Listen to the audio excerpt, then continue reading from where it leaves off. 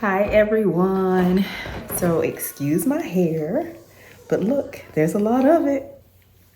A lot of hair, but it's morning hair right now. And I haven't done anything with my eyebrows yet, so I got look like pencil somewhat still on there and then somewhat off of here, but they're coming back in pretty good. But I just wanted to take this time to just kind of talk about how I'm feeling currently now that I am officially done taking the chemo pill.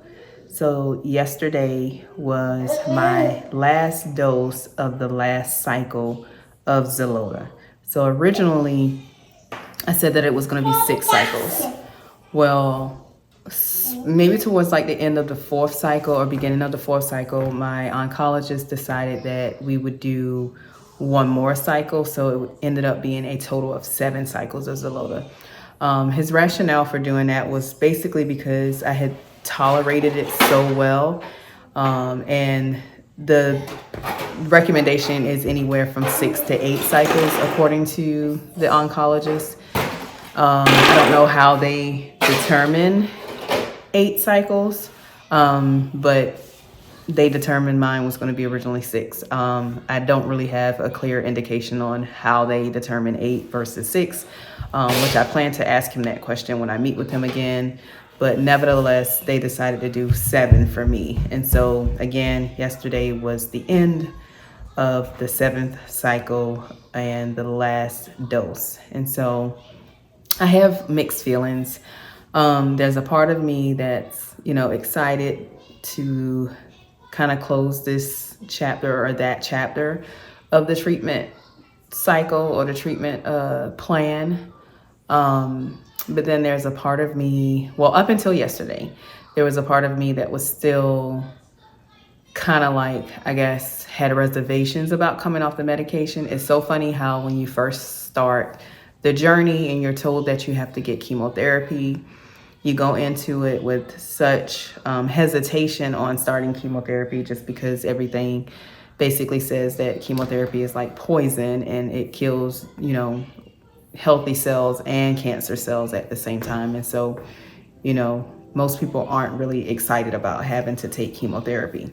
However, once you kind of start the process, and I know I've said this before when I had to skip a dose, like you start to get to a point where you're like, hey, give me my stuff, like you accept that that's the treatment plan, and you're like, you start to see or feel that things are shrinking, things are getting better. And so you're like, hey, give me my stuff. Like I want my poison. However,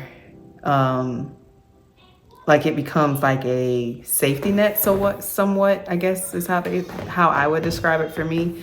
You start to kind of lean on it as your crutch. And so I wasn't really geared up about having to take Xeloda. Like after I finished surgery, I was kind of like, okay, well, that part is done. Only to find out that I had to do a chemo pill also for several weeks. And so I wasn't geared up about it. But again, once I started the process of it and realizing like, okay, well, I do feel fine. My body, I have aches and pains and side effects, which I'm going to talk about in another video, but overall I feel fine. And so you start to feel like, wait, don't pull the rug from under me. Don't take my safety net away. Don't take my crutch away. And like I said, up until yesterday, that's how I have been feeling as I was getting to the end of that cycle, getting to the final doses of what, I was seeing essentially was that extra layer of the cake, the icing on the cake, the stuff that's gonna, prevent a recurrence. And so, ultimately, if the doctor said I had to take it for the rest of my life, I'd take it, because I feel like, I want as much time with my family as possible. And so I'm willing to do whatever is necessary to have a good quality of life, but to enjoy life as well. But in my case, it wasn't something that I had to take every day for the rest of my life. You only take it for, I was taking it for 2 weeks on, 1 week off for 7 cycles, and then that's it. My nurse practitioner, made it a point to say like, well, no, you're not going to be like just completely on your own. Because I felt like, I told her, I felt like, at some point I began to trust in the medication, and coming off the medication meant like now I have to trust in my body again and have, faith in my body that, it is prepared to sustain this longevity that I'm, looking for when it comes to my life. And it's hard, or it was hard to do that knowing that, this snuck up on me.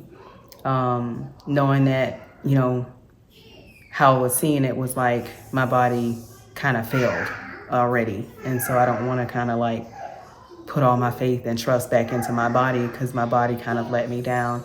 And like I said, all of these thoughts and feelings were pretty much up until yesterday, where I was in service with my family and, receiving the word from, the pastor, who is also like my brother, and just, being there and hearing him testify, because he had his own scare recently, not with cancer, but just, with health. And so hearing him testify and just some of the words that he said, I immediately felt it in my spirit that gave me that word that said like, well, you're not putting your trust in your body. You're not putting your faith in your body. Your faith relies in me. And my faith relies in God, essentially. Like God, I felt was speaking to me, telling me like, you're not putting your faith in your body, you're putting your faith in me, which my faith has already been in God throughout this whole process. But I guess it was just kind of getting to a point where I was relying more on the medication, and I need to be relying more on God as I enter into this next chapter. And so that was just, it was reassuring to my soul, reassuring to my faith, and just kind of gave me an overwhelming amount of peace, just hearing that, just your faith is in me, your trust is in me, not in your body. It's not in my body, it's not in my medication, it's not in my doctors. My faith and my trust is in God. And so that's where I had to align things. And I had been praying about, just kind of getting that peace that I needed and getting the strength that I needed to enter this next chapter. And so, like I said, it was just very, very comforting to feel that presence in my spirit, to know like I'm trusting in God in this. Like I have already made my petitions known. I'm sure God would say several times. And so I'm trusting his word. I'm trusting his word and his promises. And so that's where, as I come off of Xeloda, that's where I have to really put my energy and my focus back into. And so, yeah, that's kind of where my thoughts are right now. It was very emotional yesterday because this is, today is currently March 27th. And so this is right around the time where everything kind of happened last year for me. From the diagnosis to the biopsy to getting a port placed to starting chemotherapy. It's almost been exactly a year from when I started chemotherapy. And so I ended just a couple days shy of where I began. So it's been very emotional, just kind of moving through these days and this month. Specifically, spring just in general is just kind of an interesting season, or has been an interesting season of my life for several years. Just from losing my mom, losing my aunt, losing my brother, being diagnosed with cancer, like all of these things happened in the spring. And so, which is ironically, spring is like one of my favorite seasons. But the enemy kind of, plays with your mind and your thoughts a little bit and makes you feel like, well, this is the worst time of the year. And it's not. It's the most beautiful time of the year. And I see it every day. I look out my window, and every day that I'm outside, and just like we went to the park the other day, and just being out there and just looking at the beauty of what God has created, it just, it just further reminds you that regardless of what the enemy has showed you, regardless of what you have gone through, like, life is beautiful, life is precious, and everything that God has created is beautiful and precious. And so I enjoy every part of it. You gotta enjoy the good and the bad, the ups and the downs, and every season that, that comes. And so, yeah, that's my thoughts. I know I'm kind of rambling on, but just wanted to document just kind of what I'm feeling, my thought process leading up until yesterday while I was in service, and then, kind of where my thought process is right now. And so, that's kind of what I'm feeling in a nutshell. Like, I just feel peace now, and I feel strength. Not to say that I won't ever have fear again or anxiety, but I just know what I have to do to overcome those thoughts and those feelings as they come. And as I move further to closing out this treatment phase of my journey, because I have 2 more cycles of Keytruda, which is the immunotherapy.